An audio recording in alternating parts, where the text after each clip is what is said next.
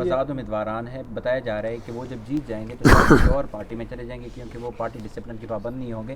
کیونکہ ایک ایسے پروگرام خان صاحب بنانے کی کوشش کر رہے ہیں کہ وہ پبلک کے ساتھ ایک حلف اٹھائے کہ ہم تحریک انصاف کی ٹکٹ پہ اگر جیت جاتے ہیں تو عمران خان کی بات مانیں گے.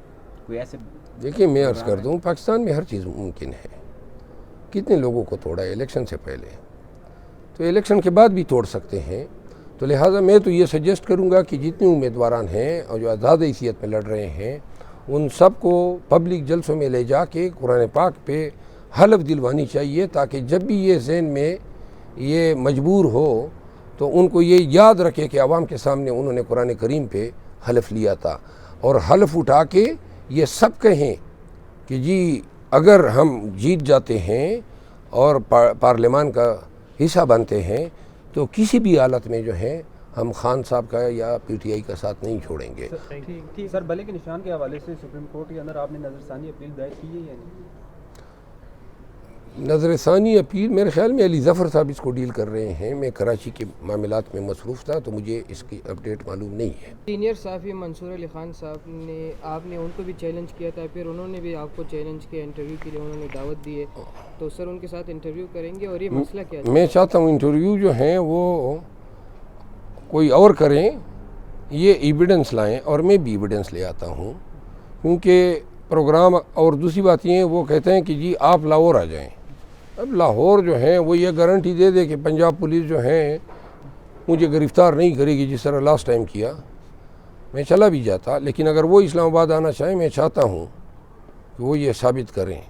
منصور علی خان کا ہمیشہ سے 11 ولاگز میں آپ کی کہوں گا، ہر ولاگ میں ان حضرت نے مجھ پہ یلغار کی اور خام میں اور ہر دفعہ جھوٹ بولا.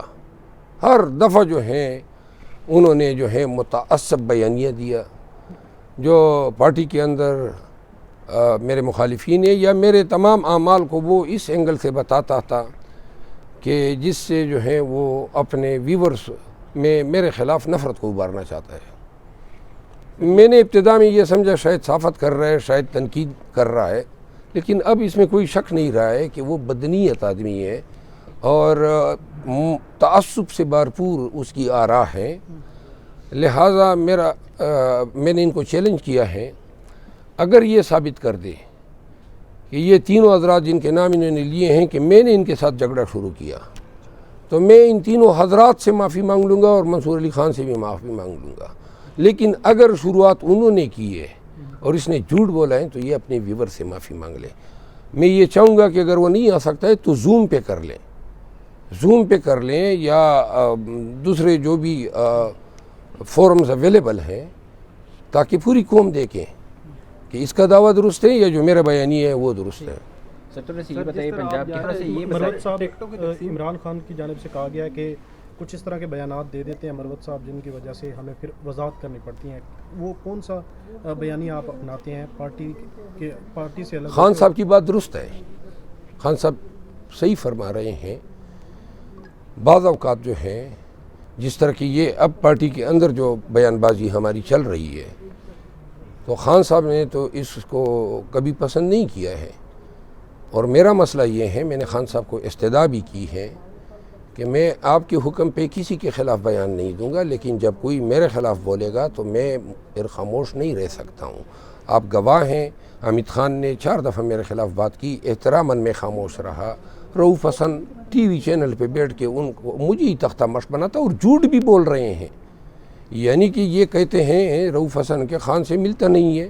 اب آپ کو علم ہے کہ خان کے ساتھ جتنے بھی وکیل ملتے ہیں وہ ریٹ ہی میں نے کی تھی، ان کے نام ہی میں نے ڈالے ہیں کہ فلاں وکیل فلاں دن کو ملے گا. یہ شیڈول جو ہیں وہ کورٹ نے میری پٹیشن پہ الاؤ کی تھی.